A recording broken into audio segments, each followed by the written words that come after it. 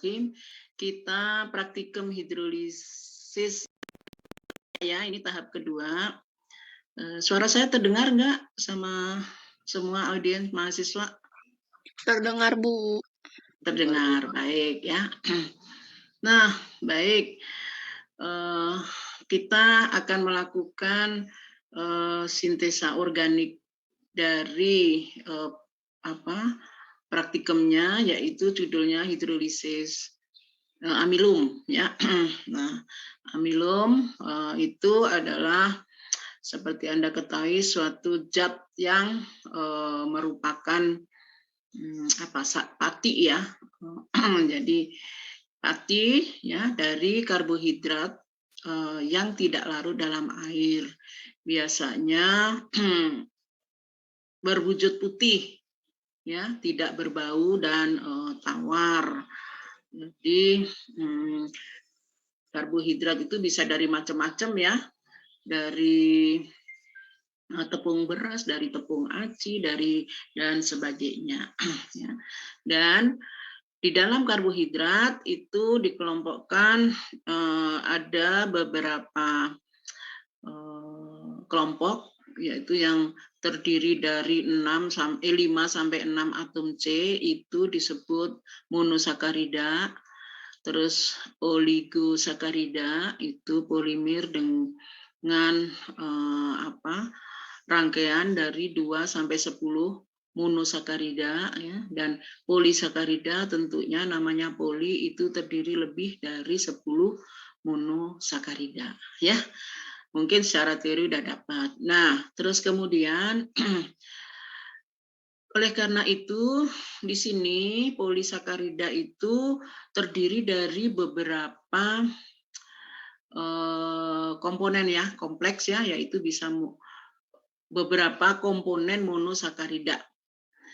Nah, biasanya ini bisa diuraikan ya, kalau kalian makan nasi di dalam lambung, nah itu bisa diuraikan ya, yang biasanya disebut dengan hidrolisis ya. Kenapa demikian bisa terurai? Karena adanya katalis. Katalisnya itu biasanya bersifat asam. Nah, di sini di dalam lambung kalian, contohnya tadi saya bilang ke dalam lambung.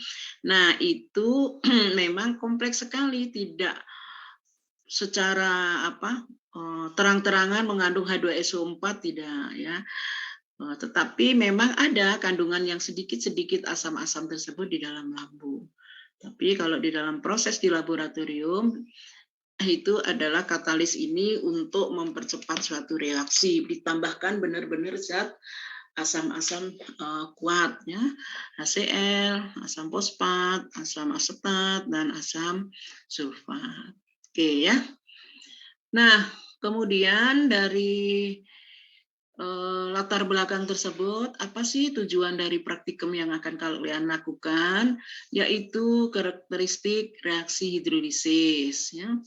Kemudian kondisi operasi, tentu itu harus Anda pelajari seperti yang kemarin tengah semester sebelum UTS, itu kondisi operasi biasanya suhu ya, dan tekanan. Nah, karena memang biasanya masih dengan di secara laboratorium tekanannya adalah tekanan atmosfer.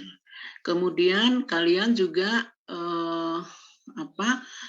merangkai alat, ya, merangkai alat dan penanganannya. Ini harusnya bisa, gitu. Ya, mudah-mudahan bisa luring ya, tapi nggak tahu ya nanti keputusannya.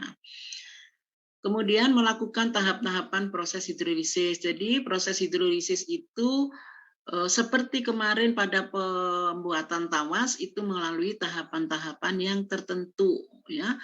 Pemanasan, penyaringan, reaksi dan sebagainya sehingga didapatkan produk. Dan hasilnya apa? Hasil hidrolisis tersebut yaitu menentukan konsentrasi dari glukosa hasil hidrolisis secara kualitatif. Ya, nanti bisa dilihat gitu ya. Nah, so lanjut next. Jadi tahapannya apa ya? Menimbang atau ya menyiapkan suatu pati kering ya sekian gram dan pindahkan ke dalam gelas kimia ukuran berapa mililiter. Di situ kelihatannya itu yang 100 mililiter ya. Terus ditambahkan aquades sesuai prosedur ya, yaitu dengan volume mencapai volume tertentu ya C mililiter sehingga memperoleh larutan pati ya. Jadi ditimbang, setelah ditimbang itu nanti sesuai dengan ada yang di job sheet ya. Nah, dalam menimbang ini menggunakan neraca apa coba? Masih ingat nggak? Halo? Halo? Neraca Iksan? analitik, Bu. Neraca analitik. Baik.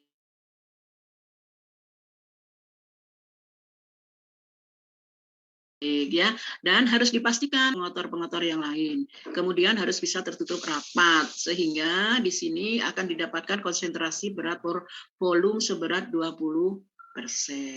Ya. Next. Ya. Ya, harus diaduk rata gitu. Kemudian tahapan selanjutnya yaitu harus merangkai alat ya. Jadi bisa dilihat coba di ini di apa ya videonya ditayangkan begitu. Siapa? Iksan ya yang ininya hostnya. Jadi rangkai dan pasang labu leher 4 sebagai reaktor. Ya, leher 4 di situ. Ya, kelihatan dilengkapi pengaduk mekanik yang tengah itu. Terus ada motor pengaduknya yang sudah dinyalakan warna hijau itu ya. Jadilah itu berputar kan, coba ditunjukkan ada pengaduknya yang berputar ya. Jadi pengaduknya berputar di situ. Nah, itu ya. Kemudian ada kondensor ya. Dan merangkai selama merangkai alat ini menggunakan penangas parafin ya. Di sini suhunya bisa sampai 125 derajat Celcius. Karena ini menggunakan kondensor, tunjukkan ini kondensernya sebelah kiri itu. Coba. Halo, nah kondensor yang sebelah kiri. Ini ya agak di nah yang ada melingkar-melingkar itu ya. Jadi itu adalah nah itu kondensor ya untuk mendinginkan pada saat proses hidrolisisnya ya menguraikan. Jadi zat-zat yang di pati kandungan tadi yang 20% berat volume ditambah dengan nanti H2SO4 ya itu akan di dalam reaktor tersebut bereaksi. Ya. Nah, di sini menyalakan water bed, ya, water bed atau bisa juga menggunakan parafin, ya. Jadi oil bed tadi ya itu water bednya. Oke, ya. Nanti di set sesuai dengan akan suhu operasi. Bisa diatur di situ setting suhu ya. Ya. Oke. Kalau sudah setting suhu, kemudian mengalirkan air kondensor. Ya. Baik. Cukup ini ya tergambar, oke? Ya. Kondensor di sini air masuk dan air keluarnya harus diperhatikan. Biasanya air masuk pada yang lurus, kemudian yang keluarnya itu yang melingkar-lingkar. Oke, next ya. Nah, kemudian di sini dimasukkan pati, ya, masukkan larutan pati, ya, bukan patinya tapi yang sudah dilakukan tadi, ya, dimasukkan ke dalam itu tempat pemasukan, ya, ke dalam reaktornya, ya. Ya, dimasukkan dengan pelan-pelan di situ. Ya. Terus kalau sudah dilanjutkan dengan dimasukkan bukan air ya, biasanya Aquades ya. Yang digunakan itu biasanya Aquades sesuai dengan jumlah yang ditentukan ya. Jadi harus pakai pipet ya, dimasukkan tetes demi tetes. Oke?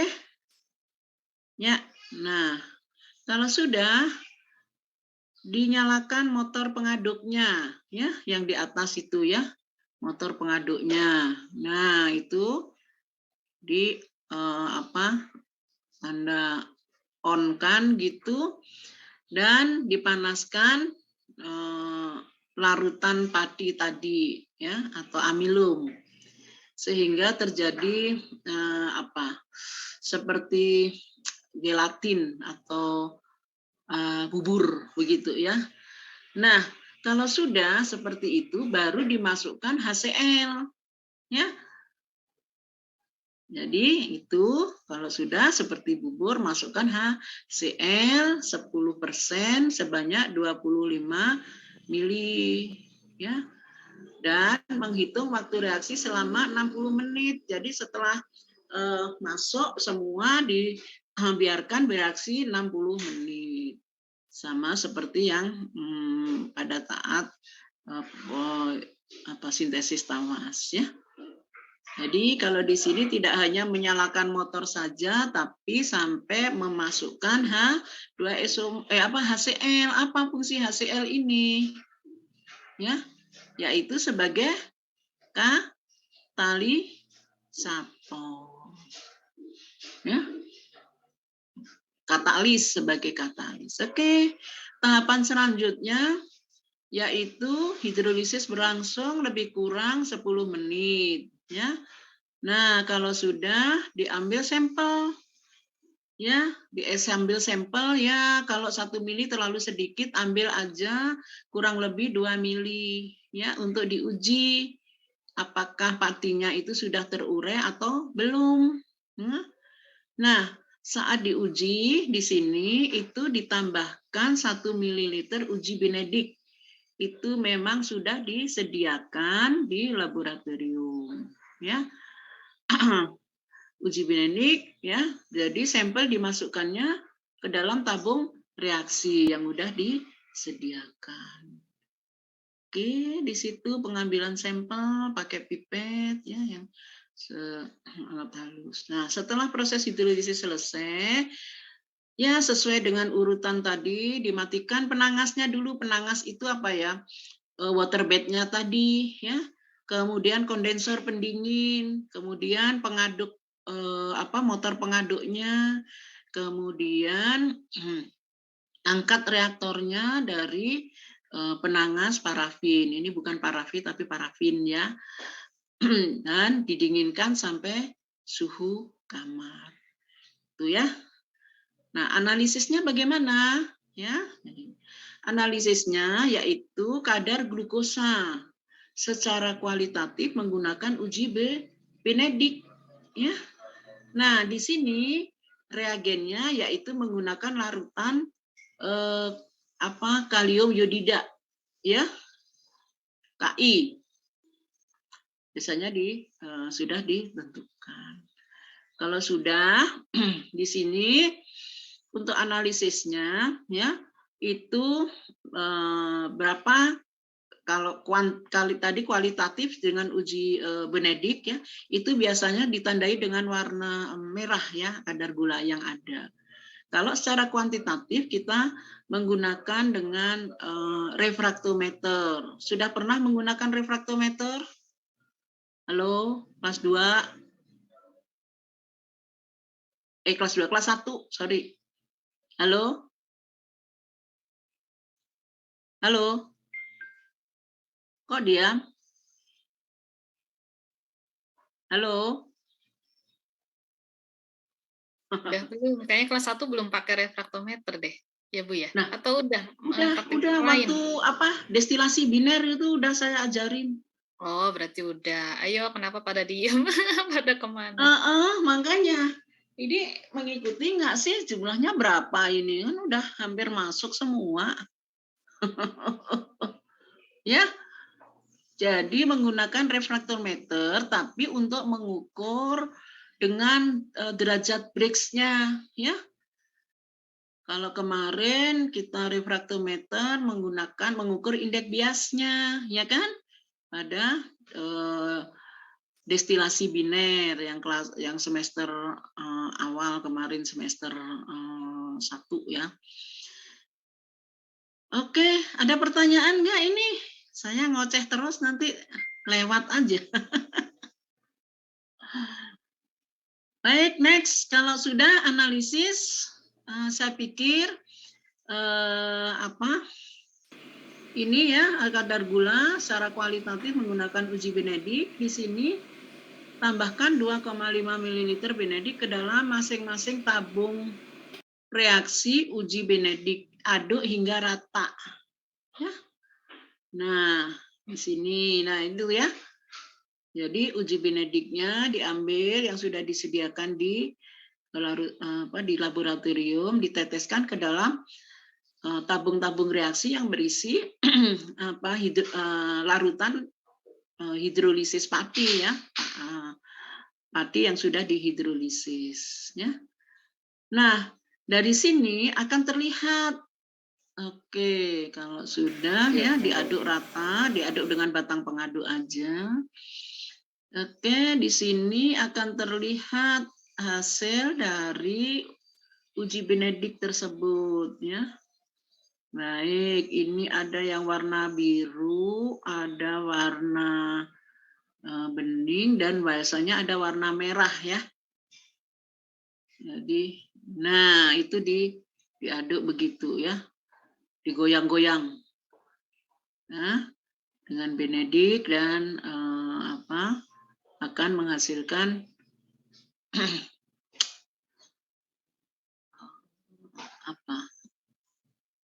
pati yang sudah terhidrolisis. Ya. Next. Ini ya analisis sekarang menggunakan uji Benedik ya di sini. Nah, setelah ditambahkan Benedik, digoyang-goyang tabung reaksinya, dimasukkan ke dalam gelas kimia yang berisi air mendidih. Jadi dipanaskannya dengan tabung reaksinya. Jangan dimasukkan ke dalam air mendidihnya ya. Jadi seperti terlihat di sini ya.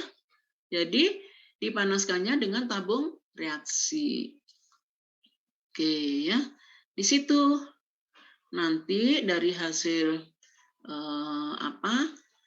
pemanasan ini tabung reaksi mana yang mengandung kadar glukosa. Ya. Jadi ini adalah, nah itu kelihatan ya hasilnya. Masih ada yang biru, ada yang masih agak bening, ada yang merah. Ya. Setelah dipanaskan 5 menit ya, itu ada hasilnya. Yang merah itu adalah yang mengandung glukosa. Berarti sudah yang terhidrolisis di situ. Ya. Oke. Kelihatan ya? Baik. Saya pikir itu ya, angkat tabung reaksinya dari gelas kimia yang dipanaskan menggunakan hot plate ya, bukan menggunakan water bed. Terus kemudian perubahan warna yang dihasilkan itu bisa Anda amati dari bening, biru, kena Benedik, kemudian dipanaskan menjadi agak ke merah-merah apa ya? Bukan merah sekali tapi kayak coklat merah gitu, kayak bata merah bata gitu ya. Hasilnya adalah seperti itu. Di sini yang paling utama memang harus keterampilan merangkai reaksi. Ya. Nah, ini ujinya ada lagi ya, yaitu dengan meneteskan larutan Yodium yang digunakan yaitu kalium yodida, ya. Jadi ini tabung reaksi yang berisi sampel untuk uji pati atau amilumnya, ya. Jadi itu kelihatan. Next, ya ditetesi nanti dengan kalium yodida. Oke, ya kelihatan di situ. Terus amati perubahan yang terjadi pada setiap tabung reaksi pada saat hidrolisis. Kemudian catat perubahan warna yang terjadi, ya. Nah, di sini kalian menggunakan dengan refraktometer, ya, yaitu biasanya seperti yang sudah pada saat menggunakan refraktometer menguji indeks bias hasil destilasi, ya, dibersihkan dulu pada permukaan kaca refraktometer dengan etanol murni, diteteskan, ya, pada kaca untuk refrakto itu, kemudian ditutup dan mengatur kalau di situ mengatur knob atau mengatur alat yang di samping itu, ya, alat yang di samping refraktometer sehingga dapat suatu daerah yang gelap dan yang terang, ya. Halo, sudah tahu menggunakan refraktometer? Sudah, Ibu. Mas 1C, Sudah, saya Bu. ajarin belum? Sudah ingat. Sudah. Sudah ya, masih ingat ya? Masih ingat. Ya. Baik, bagian refraktometer, ya, seperti ini sehingga nanti kita ukur Brix-nya, ya. Berapa sih derajatnya di situ? Kalau kemarin kan indeks bias, ya, terlihat angkanya di situ 1, berapa gitu, ya. Kalau ini biasanya derajat Brix-nya itu antara ada 10, ada 15, ada 20, ya. Itu adalah kadar gula, ya. Jadi itu adalah untuk hidrolisis padi. Baik, saya pikir ini kira-kira ada pertanyaan nggak? Ini udah 1 jam, ya, setengah jam. Mungkin yang lain akan mempresentasikan untuk praktek, ya, di itu. Oke.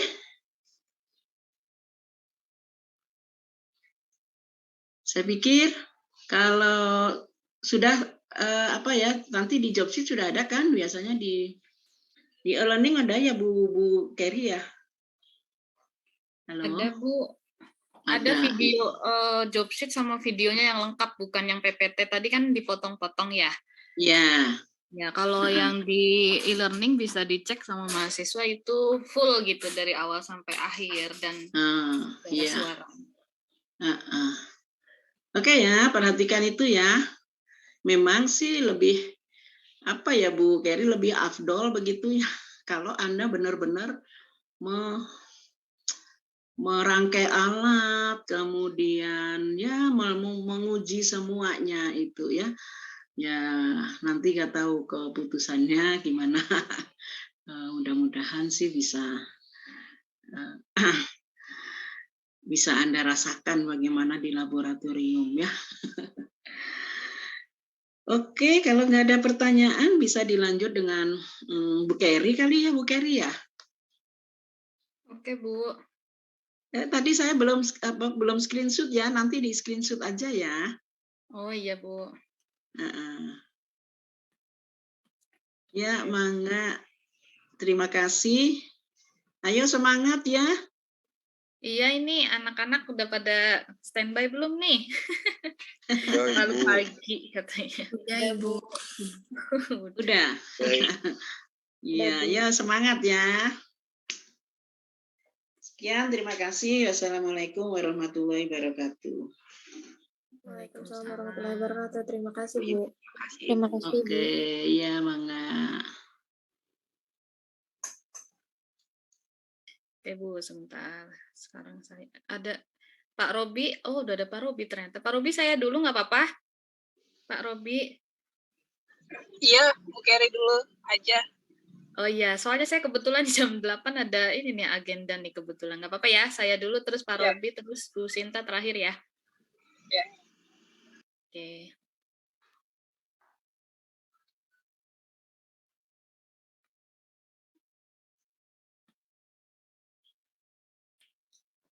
Oke, jadi untuk modul berikutnya adalah reaksi nitrasi ya, atau dalam hal ini dia tujuannya nanti sintesis senyawa alfa nitro naftalen ya.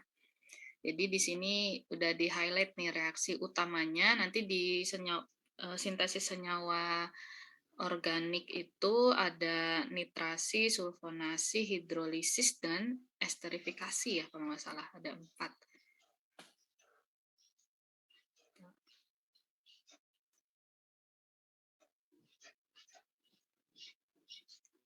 Nah, bisa dilihat di job sheet-nya juga ya. Nah, jadi reaksi nitrasi itu apa? Di mata kuliah teorinya apakah sudah dapat teorinya? Halo? Belum, Ibu. Belum, Bu. Belum, Bu. Oke. Jadi ini ya udah nggak apa-apa ya, saya duluan untuk reaksi ini. Bentar saya pengen nampilin muka tapi background-nya aku nggak sesuai ya. Sebentar ya.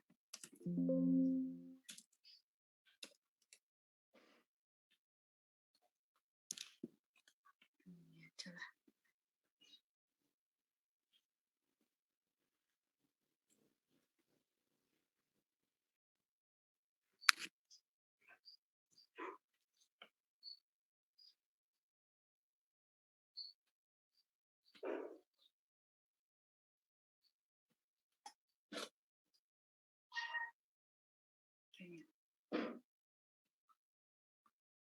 Nah, jadi reaksi nitrasi itu adalah di sini ada tulisannya ya, proses memasukkan satu atau lebih gugus nitro atau nitril ion, jadi NO2 plus ini ya. Jadi utamanya memasukkan nanti akan menggantikan salah satu H yang ada di sini bahan bakunya nanti apa kita akan gunakan naftalen. Nah, bahan bakunya itu senyawa organik ya.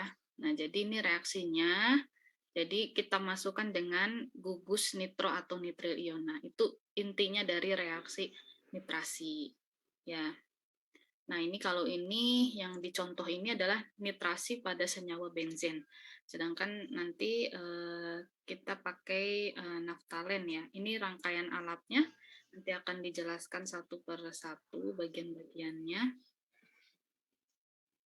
Nah, ini tuh penting, reaksi nitrasi itu penting di industri ya, bisa jadi produk utamanya atau bisa sebagai senyawa intermediate untuk membuat produk lain gitu. Nah, produk-produknya itu bisa untuk sebagai solvent ya, misalnya nitroparafin, sebagai pewarna tekstil. Nah, yang akan kita buat ini kan alfa nitronaftalen itu bisa untuk sebagai pewarna tekstil. Kemudian nanti di industri farmasi atau coating untuk nitroselulosa, ya kan? Nah, nanti akan berarti digabungkan dengan selulosa nih senyawa organiknya, kemudian kita mereaksikan reaksi nitrasi dimasukkan gugus nitril tadi. Kemudian bisa juga nih yang agak bahaya nih, nitrasi ini tuh salah satu reaksi juga untuk membuat bahan peledak. Kalau kalian pernah dengar istilah TNT ya, trinitrotoluen. Nah, itu juga reaksi utamanya itu nitrasi. Nah, bisa juga digunakan untuk bahan bakar diesel untuk meningkatkan bilangan setannya ya untuk pembakaran. Nah, itu bahan bakar diesel itu tetranitrometan. Itu. Nah, itu beberapa aplikasinya. Kalian bisa googling lagi beberapa aplikasi lain dari reaksi nitrasi ini. Nah, biasanya yang jadi bahan baku untuk proses nitrasi itu adalah senyawa organik yang aromatik ya atau turunannya. Bisa juga hidrokarbon parafinik dan juga senyawa ester. Nah, nanti yang digunakan dalam reaksi nitrasi ini kita pasti akan menggunakan reagen. Nah, reagennya ini tuh kita sebut sebagai nitrating agents. Nah, ini bisa berbagai reagen yang digunakan. Nah, salah satunya nanti yang akan kita gunakan ya, di sini ada campuran asam, ada juga sebetulnya misalnya asam nitrat, itu bisa juga, atau asam nitrat dalam bentuk yang encer atau concentrated, bisa juga campuran asam. Jadi tidak hanya asam nitrat tapi dicampurkan dengan asam sulfat, atau asam nitratnya dicampurkan dengan asam fosfat, atau asam nitrat dicampurkan dengan asam asetat anhidrid, atau juga kloroform. Nah, ini biasanya asam nitrat ini yang sering digunakan untuk reagen reaksi nitrasi ini. Ya, bisa juga pakai nitrogen pentaoksida dan nitrogen tetraoksida ya. Kalau nitrasinya itu dilakukan pada fase gas. Yang akan kita lakukan nanti nitrasinya dilakukan pada fase cair dan menggunakan asam nitrat ya. Nah, ini sintesisnya kita fokus untuk membuat senyawa alfa nitronaftalen ya. Jadi nanti bisa searching juga bentuknya, warnanya ya. Jadi senyawa alfa nitronaftalen itu warnanya kuning kristal dengan titik leleh sekitar 60 derajat Celcius, titik didih 304 derajat Celcius, tidak larut dalam air dan larutnya dalam etanol. Ya, kemudian dietil ether, kloroform dan juga karbon disulfida. Nah, kegunaannya tadi kan sebetulnya disebutkan juga di slide sebelumnya untuk pewarna tekstil. Bisa juga sebagai bahan kimia perantara pada industri pembuatan obat-obatan, parfum, pestisida, dan sebagai deblooming agent pada minyak mentah dan bahan bakar. Tuh. Nah, kalau untuk nitrasi sintesis alfa nitronaftalen, ini reaksinya ya. Nah, nanti kita akan menggunakan nitrat dengan asam sulfat ya. Nah, ini reaksinya secara keseluruhan. Nah, nanti mohon dipelajari lagi reaksi secara stoikiometriknya gimana, karena nanti akan dibandingkan terhadap perolehan. Ya, kalau di jadwal reaksi modul nitrasi ini pasti luring ya. Nah, modul yang lainnya masih nunggu konfirmasi. Sebetulnya kami harap bisa luring semua ya. Nah, ini nanti kalian berarti akan menghasilkan nih alfa nitronaftalennya berapa gram. Nah, nanti dibandingkan terhadap stoikiometrik ya. Seperti yang sebelumnya ya, modul-modul sebelumnya kan menghitung yield seperti itu. Nah, ini detail-detailnya ya.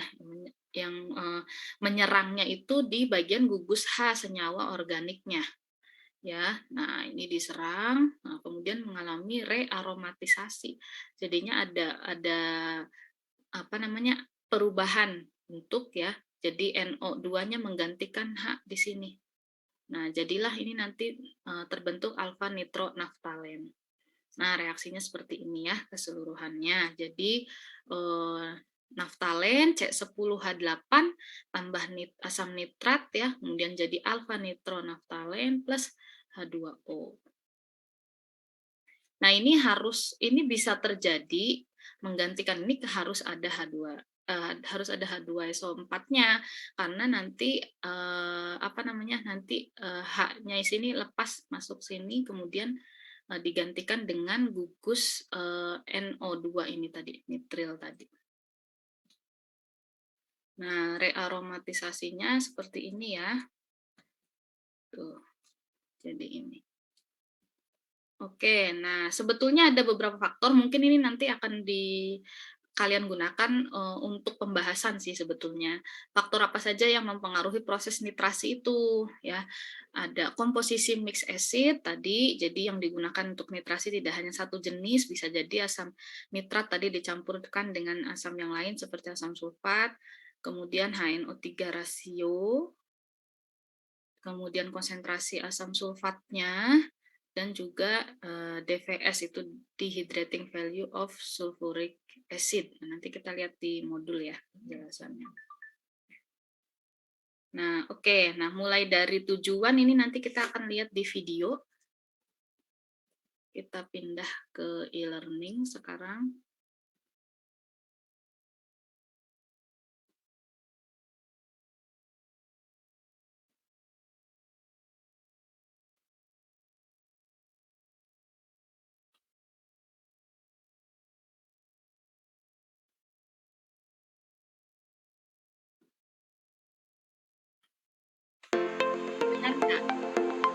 Terdengar suaranya?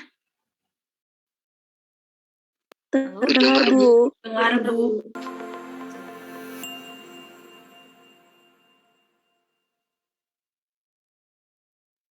Selamat datang di praktikum Laboratorium Sintesis Organik Anorganik. Modul percobaan reaksi nitrasi sintesis alfa nitronaftalen. Tujuan percobaan sintesis alfa nitronaftalen yaitu mahasiswa diharapkan mampu memahami karakteristik reaksi nitrasi dan penanganannya yang tepat. Mahasiswa mampu melakukan tahapan-tahapan proses nitrasi secara baik dan benar. Mahasiswa mampu mengidentifikasi produk nitrasi melalui pengukuran titik leleh. Reaksi nitrasi adalah proses memasukkan satu atau lebih gugus nitro atau ion nitril ke dalam senyawa organik atau bahan baku yang digunakan. Berikut adalah mekanisme tahapan reaksi sederhana reaksi nitrasi pada senyawa benzen. Serupa dengan mekanisme reaksi nitrasi pada senyawa benzen, mekanisme reaksi nitrasi sintesis alfa nitronaftalen diawali dengan pembentukan elektrofilik ion nitril atau NO2 positif. Pada tahap ini terjadi perpindahan proton dari satu molekul asam nitrat ke molekul lainnya. Pada tahap kedua, ion nitril yang terbentuk akan menyerang atau menggantikan suatu gugus senyawa organik, pada umumnya adalah H+. Berikut adalah daftar alat utama dan pendukung yang digunakan dalam percobaan ini.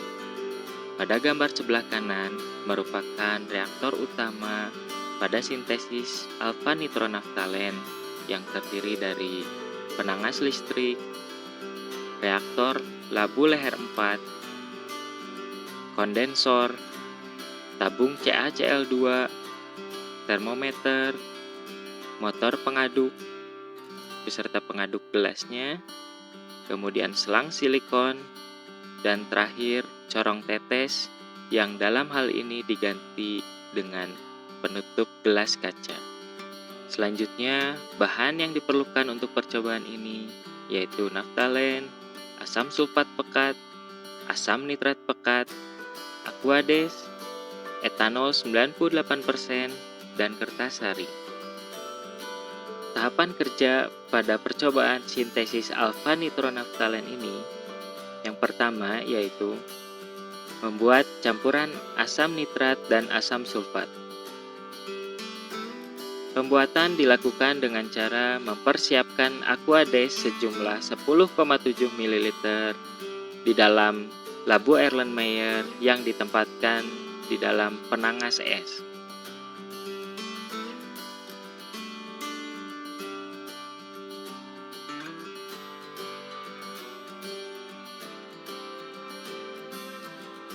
Selanjutnya, memipet asam sulfat sebanyak 8,8 ml, kemudian memasukkannya ke dalam labu Erlenmeyer dalam penangas es tadi. Pekerjaan yang terkait dengan asam pekat selalu dilakukan di dalam ruang asam dan dengan menggunakan alat pelindung diri yang lengkap.